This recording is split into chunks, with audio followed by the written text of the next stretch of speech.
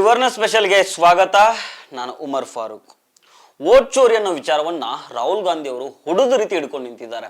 ಓದಲ್ಲಿ ಬಂದಲ್ಲಿ ನರೇಂದ್ರ ಮೋದಿ ಅವರು ಮತ ಕದ್ದು ಪ್ರಧಾನಿ ಆಗಿದ್ದಾರೆ ಅಂತ ಆರೋಪ ಮಾಡ್ತಾ ಇದ್ದಾರೆ. ಬಿಹಾರದ ಮುಜಾಫರ್ನಲ್ಲಂತೂ ಪ್ರಧಾನಿ ನರೇಂದ್ರ ಮೋದಿ ಮತ್ತು ಅಮಿತ್ ಶಾ ವಿರುದ್ಧ ಕೆರಳಿ ಕೆಂಡ ಆಗಿದ್ದಾರೆ.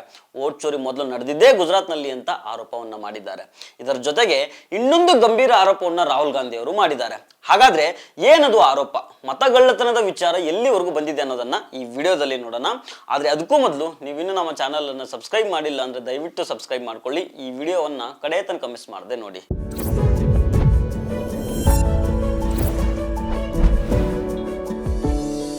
ಮತಗಳ್ಳತನ ಅನ್ನೋ ವಿಚಾರ ಸಿಕ್ಕ ಮೇಲೆ ರಾಹುಲ್ ಗಾಂಧಿ ತೊಡೆ ತಟ್ಟಿ ನಿಂತ್ಕೊಂಡಿದ್ದಾರೆ. ಮೊದಲಿಂದನೂ ದೊಡ್ಡ ದೊಡ್ಡ ಹೋರಾಟ ಮಾಡಿದ್ದಾರೆ ಬಿಡಿ. ಅವರು ಮಾಡಿದ ಭಾರತ್ ಜೋಡೋ ಯಾತ್ರೆ ರಾಷ್ಟ್ರ ರಾಜಕಾರಣ ದಿಕ್ಕನ್ನೇ ಬದಲು ಮಾಡಿದೆ. ಆದ್ರೆ ವೋಟ್ ಚೋರಿ ಅನ್ನೋ ವಿಚಾರ ದಿಲ್ಲಿ ದೋರೆಗಳನ್ನ ಅಲ್ಲಾಡಿಸ್ಬಿಟ್ಟಿದೆ. ಬಿಹಾರದಲ್ಲಿ ಮುಂದೆ ವಿಧಾನಸಭಾ ಚುನಾವಣೆ ಇರೋದ್ರಿಂದ ಅಲ್ಲಿ ರಾಹುಲ್ ಗಾಂಧಿ ಪರವಾದ ಗಾಳಿ ಬೀಸ್ತಾ ಇದೆ. NDA ಮಿತ್ರರಾದ ಮೋದಿ ಮತ್ತು ನಿತೀಶ್ ಕುಮಾರ್ಗೆ ನಡುಕ ಶುರುವಾಗಿದೆ. ಇವಾಗ ಇತ್ತೀಚೆಗೆ ಬಿಹಾರದಲ್ಲಿ ಚುನಾವಣಾ ರ್ಯಾಲಿಯನ್ನು ಉದ್ದೇಶಿಸಿ ಮಾತನಾಡಿದ ರಾಹುಲ್ ಗಾಂಧಿ, ಗುಜರಾತ್ ಮಾಡೆಲ್ ಅಂದ್ರೆ ಅದು ಅಭಿವೃದ್ಧಿ ಮಾಡೆಲ್ ಅಲ್ಲ, ಅದು ಮತಗಳ್ಳತನದ ಮಾಡೆಲ್. ಮೊದಲು ಅಲ್ಲಿಂದನೇ ಮತಗಳ್ಳತನ ಶುರುವಾಯಿತು, ಆಮೇಲೆ ಪ್ಯಾನ್ ಇಂಡಿಯಾ ಮಟ್ಟದಲ್ಲಿ ವಿಸ್ತರಿಸಿದ್ರು ಅಂತ ರಾಹುಲ್ ಗಾಂಧಿ ಅವರು ಕಿಡಿಕಾರಿದ್ದಾರೆ. ಒಮ್ಮೆ ಕೇಳಿಸ್ಕೊಳ್ಳಿ ಅದನ್ನ. गुजरात मॉडल आर्थिक मॉडल नहीं है, गुजरात मॉडल वोट चोरी करने का मॉडल है। और इस मॉडल को ये 2014 में नेशनल लेवल पे लाए। आप देखिए, मध्य प्रदेश का चुनाव चोरी किया, हरियाणा का किया, महाराष्ट्र का किया। हम कुछ बोलते नहीं थे क्योंकि सबूत नहीं था, मगर महाराष्ट्र में सबूत मिल गया। इन्होंने कुछ ज्यादा कर दिया। ಇದು ಬಿಹಾರದ ಮುಜಾಫರ್ದಲ್ಲಿ ನಡೆದ ಚುನಾವಣಾ ರ್ಯಾಲಿಯಲ್ಲಿ ಮಾಡಿರೋ ಭಾಷಣ. ಬಿಜೆಪಿಯವರು ಮಧ್ಯಪ್ರದೇಶ, ಹರಿಯಾಣ ಮತ್ತು ಮಹಾರಾಷ್ಟ್ರದಲ್ಲಿ ವೋಟ್ ಕದ್ದೇ ಗೆದ್ದಿದ್ದಾರೆ. ಆಗ ಯಾವುದೇ ಪುರಾವೆ ಸಿಕ್ಕಿರಲಿಲ್ಲ. ಆದ್ರೆ ಮಹಾರಾಷ್ಟ್ರ ಎಲೆಕ್ಷನ್ ನಲ್ಲಿ ದೊಡ್ಡ ಮಟ್ಟದಲ್ಲಿ ಮತ ಕದ್ದಿದ್ರಿಂದ ಪುರಾವೆ ಸಿಕ್ತು. ಚುನಾವಣಾ ಆಯೋಗ 1 ಕೋಟಿಗಿಂತ ಹೆಚ್ಚಿನ ಮತಗಳನ್ನ ಅಲ್ಲಿ ಸೇರಿಸ್ತು. ಅವರೆಲ್ಲ ಬಿಜೆಪಿಗೆ ವೋಟ್ ಹಾಕಿದ್ದಾರೆ ಅಂತ ರಾಹುಲ್ ಗಾಂಧಿ ಆರೋಪ ಮಾಡ್ತಾ ಇದ್ದಾರೆ. गुजरात मॉडल आर्थिक मॉडल नहीं है, गुजरात मॉडल वोट चोरी करने का मॉडल है। और इस मॉडल को ये 2014 में नेशनल लेवल पे लाए। आप देखिए, मध्य प्रदेश का चुनाव चोरी किया, हरियाणा का किया, महाराष्ट्र का किया। हम कुछ बोलते नहीं थे क्योंकि सबूत नहीं था, मगर महाराष्ट्र में सबूत मिल गया। इन्होंने कुछ ज्यादा कर दिया।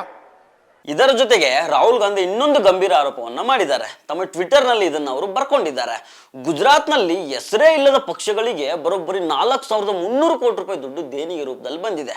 ಈ ಸಾವಿರಾರು ಕೋಟಿ ರೂಪಾಯಿ ಹಣ ಎಲ್ಲಿಂದ ಬಂತು? ಈ ಪಕ್ಷಗಳನ್ನ ನಡೆಸ್ತಾ ಇರೋರು ಯಾರು? ಮತ್ತು ಈ ಹಣ ಎಲ್ಲಿವರೆಗೂ ಹೋಯ್ತು ಅಂತ ಒಂದಿಷ್ಟು ಸಾಲು ಪ್ರಶ್ನೆಗಳನ್ನ ಕೇಳಿದ್ದಾರೆ. ರಾಹುಲ್ ಗಾಂಧಿ ಈ ಆರೋಪ ಮಾಡಿದ ಮೇಲೆ ಬೆಚ್ಚಿ ಬೀಳಿಸುವಂತ ಮಾಹಿತಿಗಳು ಹೊರಗೆ ಬಂದಿದ್ದಾವೆ. ನೋಡಿ, ಗುಜರಾತ್ ನಲ್ಲಿ ಹೆಸರೇ ಇಲ್ಲದ ಪಾರ್ಟಿಗಳು 4,000 ಕೋಟಿ ರೂಪಾಯಿಗೂ ಮಿಕ್ಕಿ ದೇಣಿಗೆಯನ್ನ ವಸೂಲಿ ಮಾಡಿದ್ದಾವೆ. ಸುಮಾರು 10 ಪಾರ್ಟಿಗಳು ಅಂತ ಹೇಳಲಾಗ್ತಾ ಇದೆ. ಈ 10 ಅನಾಮಿಕ ರಾಜಕೀಯ ಪಕ್ಷಗಳು ಚುನಾವಣಾ ವರದಿಯಲ್ಲಿ ತಮ್ಮ ಖರ್ಚು ಜಸ್ಟ್ 39 ಲಕ್ಷ ಅಂತ ತೋರಿಸಿದ್ದಾವೆ. ಆದ್ರೆ ವಸೂಲಿ ಮಾಡಿದ ದೇಣಿಗೆ ಮಾತ್ರ ಸಾವಿರಾರು ಕೋಟಿ ರೂಪಾಯಿ. ಜನರು ಆ ಪಕ್ಷಗಳ ಹೆಸರನ್ನೇ ಕೇಳಿಲ್ಲ. ಈ 10 ಪಕ್ಷಗಳು ಒಟ್ಟಾರೆ ಕಣಕ್ಕಿಳಿಸಿದ್ದು ಎಷ್ಟು ಕ್ಯಾಂಡಿಡೇಟ್ ಗೊತ್ತಾ? ಜಸ್ಟ್ 43 ಜನ. ಈ 43 ಮಂದಿ ಪಡೆದುಕೊಂಡ ವೋಟ್ ಎಷ್ಟು ಗೊತ್ತಾ? ಜಸ್ಟ್ 54,069 ವೋಟ್ಗಳು ಮಾತ್ರ. ಪಾರ್ಟಿ ಹೆಸರಿಲ್ಲ, ಕ್ಯಾಂಡಿಡೇಟ್ಸ್ ಇಲ್ಲ, ವೋಟು ತಗೊಂಡಿಲ್ಲ. ಆದ್ರೆ ಎಲೆಕ್ಷನ್ ಸಲುವಾಗಿ ಕಲೆಕ್ಷನ್ ಮಾಡಿರೋ ಅಮೌಂಟ್ ಮಾತ್ರ ಸಾವಿರಾರು ಕೋಟಿ ರೂಪಾಯಿ. ಪಾರ್ಲಿಮೆಂಟ್ ಎಲೆಕ್ಷನ್ಗೂ ಮೊದಲು ಚುನಾವಣಾ ಬಾಂಡ್ ಬಗ್ಗೆ ದೇಶದಲ್ಲಿ ಭಾರಿ ಕೋಲಾಹಲ ಉಂಟಾಗಿತ್ತು. ಅದರ ಪಾರದರ್ಶಕತೆ ಮತ್ತು ರಾಜಕೀಯ ಪಕ್ಷಗಳು ಪಡೆದ ದೇಣಿಗೆ ಬಗ್ಗೆ ಸಿಕ್ಕಾಪಟ್ಟೆ ವಿವಾದ ಕೂಡ ಆಗಿತ್ತು. ಪ್ರತಿಯೊಂದು ರಾಷ್ಟ್ರೀಯ ಮತ್ತು ಪ್ರಾದೇಶಿಕ ಪಕ್ಷಗಳು ಈ ವಿಚಾರದಲ್ಲಿ ಆರೋಪ ಪ್ರತ್ಯಾರೋಪವನ್ನು ಮಾಡ್ಕೊಂಡಿದ್ವು. ಕೊನೆಗೆ ಈ ವಿಚಾರ ಸುಪ್ರೀಂ ಕೋರ್ಟ್ ತನಕ ಹೋಗಿ ಚುನಾವಣಾ ಬಾಂಡ್ ಅಸಂವಿಧಾನಿಕ ಅಂತ ರದ್ದು ಮಾಡಲಾಗಿತ್ತು.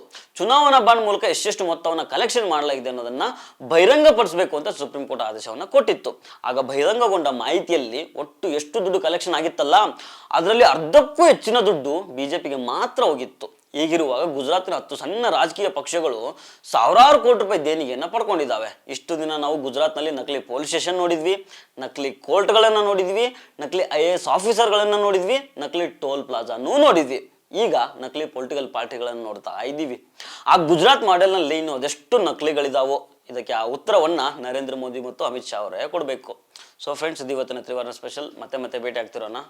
ನಮಸ್ಕಾರ.